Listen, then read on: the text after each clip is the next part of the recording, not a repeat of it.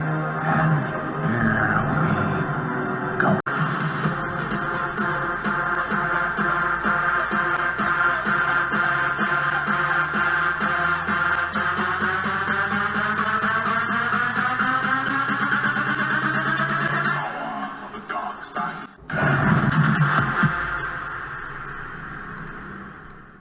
up, Ewoks, Tribbles, Droids, and Wookiees? It's Anna, also known as That Star Wars Girl, and today we are going to be talking about how Disney and Lucasfilm are remaking Star Wars in the image of Marvel Studios. Now, this is something that ever since Disney did their Investors Day announcement and they came out with, you get a Star Wars show, and you get a Star Wars show, and you get a Star Wars show, everyone has just been theorizing, because looking at the list of all the Star Wars shows, it's like, those all look like they are spin-offs of The Mandalorian. And it kind of seems like Disney is going to do what they did with Marvel, which is like, here's Iron Man. Oh, Iron Man success. Okay, Iron Man 2. Here's Black Widow. Here's these other characters. And then just start branching out. So anyone with common sense could see the writing on the wall. But then here it is, kind of confirming it from the Access Media, if you can take them as a reliable source. So let's take a look at what this is going to say.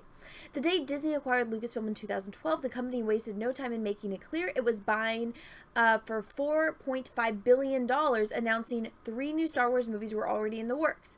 You know what's funny, though, is George wanted a lot more, but then they said, no, because you don't have anything in production, so we're not going to give you as much. We're not going to give you the Pixar deal like you wanted. We're not even going to come close to giving you what we gave Marvel. Guess what, George? Sign this paperwork, you're going to get ripped off. Oh, and also, if you don't sign this paperwork, you owe us $500 million, which is going to bankrupt your company. So Bob Iger's like, sign the paperwork, George, or you're going to cast, we're going to, take you to court. You're going to end up owing us $500 million because we're too far into, contracts and stuff. Not shady at all, right?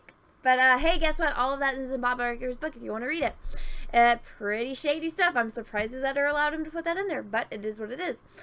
In a shareholder call the day the deal was announced, then CEO Robert Iger laid out the company's ambitions. Our long-term plan is to release new Star Wars feature film every 2 to 3 years, which is ironic because last year it was Star Wars fatigue, because guess what? Solo lost money. All of their sequel, their fan fiction sequel trilogy, no one connected with those characters, and they had such a potential. It was like, hey, here's Finn. Let's show you Finn. Guess what? He's black, and he's a stormtrooper. But not only that, he is on the cover, and he is holding a lightsaber. Unless it's released in China, then we're going to shrink him, Photoshop that shit, which is what Disney does. And, it's just like, ooh, Star Wars fatigue. Because Solo lost money, and you just completely had a complete shit show where you said F you to all your original fan base, which is the reason why George Lucas was a billionaire, because of toys, and because, everyone loves Star Wars because George Lucas told this story with great characters, and, is the modern day myth, but, yeah, they kind of said, we're going to subvert expectations and lose a lot of money. So, their long-term plan was to do 2 or 3 movies a year, or, a new feature film every 2 to 3 years. But Star Wars fatigue. Then shareholder meetings like, oh, Mandalorian did good? Well, then guess what? You get a show, and you get a show, and guess what? Baby Yoda makes money, so now we can do all these other shows. And it's like, all right, you found something that worked and you're going to go with it. That's a smart business move. Funny how it's taken them this long to realize how business works. All right, let's keep going. 8 years later, it's fair to say, oh my God, that was 8 years ago. 2012 was 8 years ago. Disney's ambition for Star Wars franchise are a fair shade greater, with at least 10 different stories in the works for Disney+. Most were announced last week during the company's epic Investors Day presentation.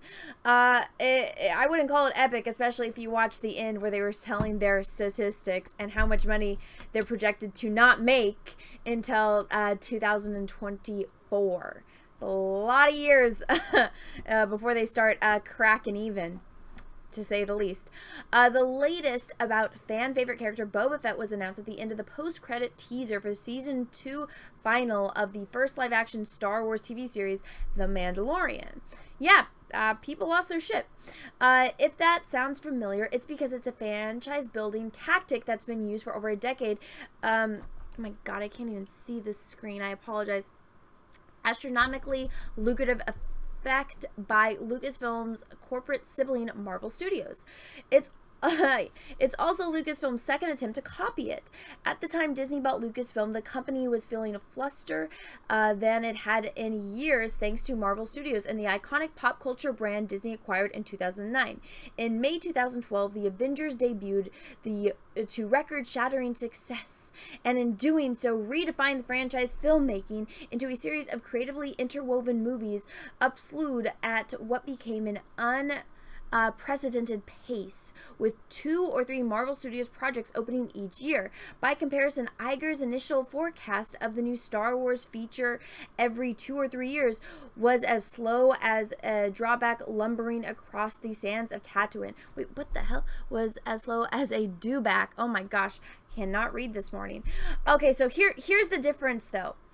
Marvel had a plan. You know, Jon Favreau had a plan from the beginning, and then all the stuff happened, and now somehow Kevin Feige is in charge of everything, and even though he wasn't in charge in the beginning, he gets credit for the entire MCU, even though he came in after it had already been established. Isn't that ironic?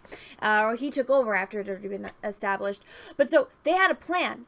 You know, they did Iron Man, and then when Iron Man 2 came out, you know, they didn't say, oh, here's the script for Iron Man 2, let's throw it out and subvert everyone's expectations, like what happened in Star Wars.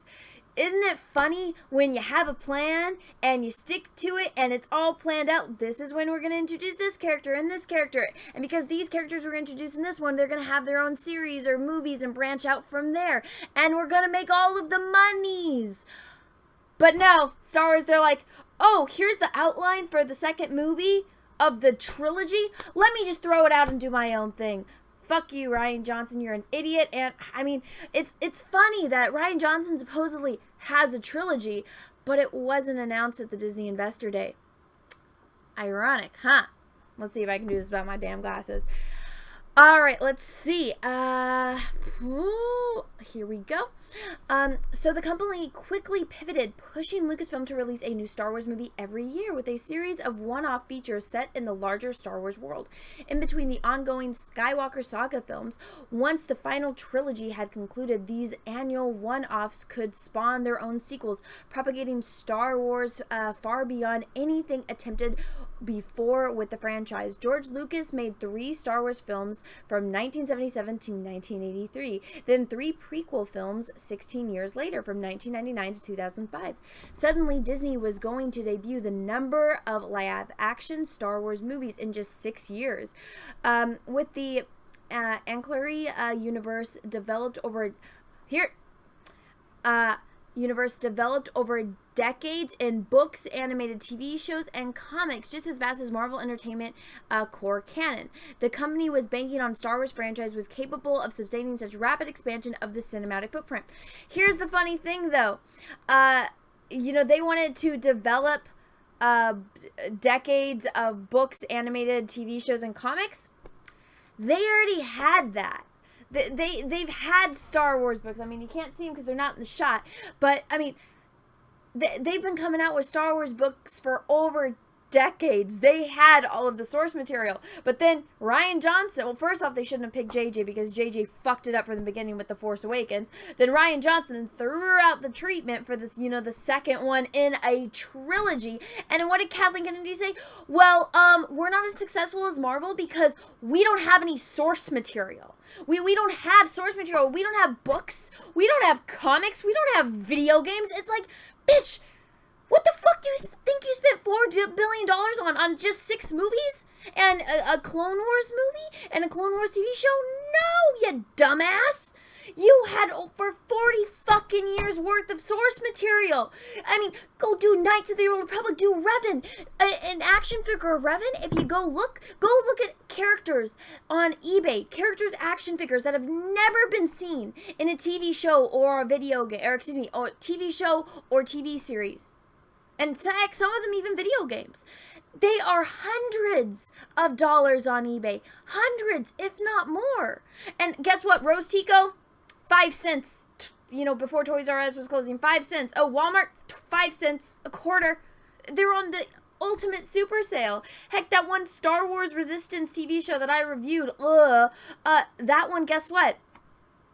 It got canceled after 2 seasons and all of the action figures went on super sale.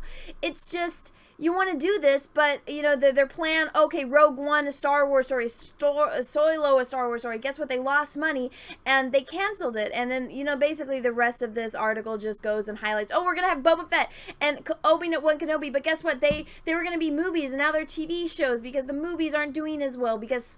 Remember, Solo lost money, which it's ironic because even right here it says Bob Iger called for a pause or a bit of a hiatus, and it's funny, you know, because this is something that we've said, something that, you know, I've said, you know, oh, Solo, let's see, wasn't, you know, it wasn't the same, you know, without Harrison Ford, Solo was missing its core appeal. Funny, I said that. I got called a sexist, misogynistic man baby, and I'm like, do I look like a man to you? And it's funny because all of my friends that just happen to be men said the exact same thing as I did, and they got called sexist, racist, misogynistic man baby. So it's like, what is it? So we've been saying this for years. Us, you know, Star Wars fans that grew up with Star Wars, that love Star Wars, we all said this because guess what? We have these things called brains, and we can use logic and, you know, deductive reasoning to come to conclusions. But we were sexist, misogynistic man babies. But now it's in an article by Variety, so now it's okay. This person isn't a sexist, misogynistic man baby because they were just looking at the evidence, which is exactly what me and everyone else like me did, but we got called names and said you guys are just trolls, and you know, it was just for years. I think it's been going on for what, 3 years now, because you know that's when The Last Jedi came out. It came out 3 years ago, so this has been going on for 3 years. We've been calling this out for 3 years, but it's okay for them now. All of a sudden it's okay now. Give me a freaking break. Yeah, they're gonna go have Ahsoka. It's gonna be, you know, they're branching off with, you know, Boba Fett, Ahsoka, Rangers of the New Republic. And it is. They are gonna try to follow the Marvel method. But guess what? Guess who's in charge of all of this now? Jon Favreau and Dave Filoni. Who did the first Iron Man movie? Oh, who was it? Oh, yeah, Jon Favreau. Huh, it's almost as if that guy knows how to make money and knows how to set up successful franchises. So it's like, oh, finally they're coming to their senses. And guess what? The only reason why they have this show, they have something successful like Baby Yoda, is because Jon Favreau went and saw The Last Jedi and said, what the fuck are you guys doing? And then he called Kathy and he's like, hey, I really would like to work on Star Wars. I'm a huge Star Wars fan. Can I have like a Star Wars show? You know, pulled teeth to get it. And then look, what Jon Favreau did is saving their fucking ass. And guess what? I know it's going to piss a lot of people off for me to say it, but it's not the best show in the world. But it's like this is my analogy that I had to use. It's like when you've been shoveling elephant poop, the second you go from shoveling elephant poop, which is, you know, Disney, Star Wars, then all of a sudden you get presented with a litter box, and it's like, oh my gosh, all I have to do is use this tiny little scooper, and you know, it's all clean, and it's in one space, it doesn't smell, and you just go like that, and it's like, oh my gosh, and there's a cute little kitten that comes with it, instead of like a giant angry elephant that's just gonna yell at you with purple hair and lecture you about your opinions and tell you you are wrong because you are this race, this you know, this gender, this, you know, sexuality, you know, the big purple haired, you know, elephant that's angry all the time, that just wants to stomp all over you, and then you have this cute little kitten with this cute little litter box that's all clean and nice. It's like, huh, wow, this kitten is the best fucking thing on the whole planet, right? Yeah, so that's what we're getting. So anyways, everyone, I just wanted to talk about this because it's like no fucking shit. No fucking shit. And it's like people like me, people like, you know, that have been talking about this. It's like we all knew. We called this from a mile away. But now they're acting as like this breaking news. But it's like, yeah, it's common sense. Funny how that works. But anyways, everyone, let me know what you think below in the comments below. If you like this video, go ahead and smash the like button. If you haven't already, please take a minute to hit the subscribe button and ring the bell for notifications. Let me know if there is going to be any spin-offs that haven't been announced that you would like to see. And out of the spin-offs, which ones you guys are looking forward to. Anyways, guys, have a great rest of your day, morning, evening, afternoon, wherever you are in the world. And may the Force be with you because we are really, really, really going to need it. Bye, everyone. What's up, everyone? It's Anna, also known as That Star Wars Girl, and I have an Etsy store, so if you've ever wanted to own a print of my artwork, this is the place to go. As you can see, I have a lot of recognizable characters, from horror films to heroes to Star Wars characters. Some of the notable characters I have on here are Darth Vader, which I did a couple live streams painting, so you can own a print of this painting. I also have Luke Skywalker, the Binary Sunset version, one of my favorite scenes in the original New Hope movie. I have Darth Maul, which Ray Parks himself actually complimented me on Instagram. And then last but certainly not least, Ahsoka Tano. So if you want to own any of these prints, go right on over to my Etsy store. Again, that's the Art of Anna, That Star Wars Girl, or TSWG for short. Thank you, everyone, and have a great rest of your day. What's up, everyone? I have a P.O. box, so if you want to send me some mail, go ahead and send it to Anna, That Star Wars Girl, or TSWG for short, at P.O. Box number 28171, Santa Ana, California, 927998171. Have a great day, everyone. Thank you so much.